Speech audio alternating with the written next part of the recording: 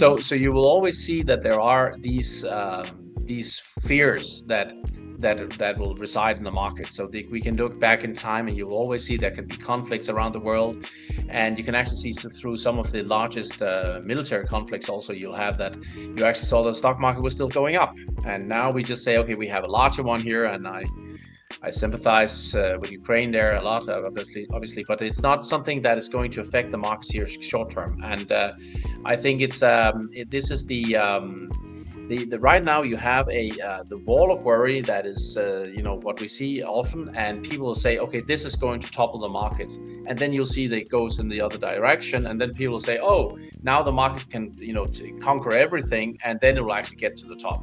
So I think it's not the geopolitical situation that is going to change the direction of the markets here. It will be more of what's happening in the real economy, and the real economy is about the consumer. It's about you and me, about our homes, if they devalue or if the prices of those start to decline. And if we have a job, then we will also be okay. But the moment we lose our job, it'll be a problem. So it's the housing market and the labor market for the consumer. And for as long as we can see that right now in the US, the housing market is not good. I mean, it's not like housing prices are declining fast here, but we're seeing that there is absolutely no activity in the housing market. There's no activity in the mortgage lending market. And this shows that the consumer right now is under pressure because of the high yields, high interest rates we have.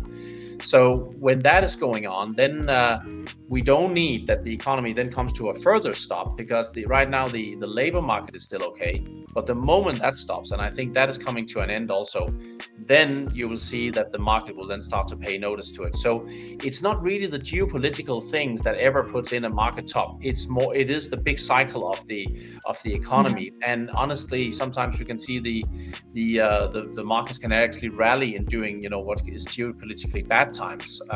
So it's the real economy, it's the consumer in the US that will be and the rest of the world, but it's much the US will be looking to that will decide whether we get a recession. And I think we're going to get a recession. And you asked me about 2025. I think we're in the early days here. We are in the early days here, not what I think, but we are in the early days of 25. And I think what we're going to see into the next few months here, maybe if you're lucky, will be a very strong rally. I think it's starting now in the US markets. I think next week and the weeks on from that will be great in the US markets, and we'll see 6,500 on the S&P and maybe even higher.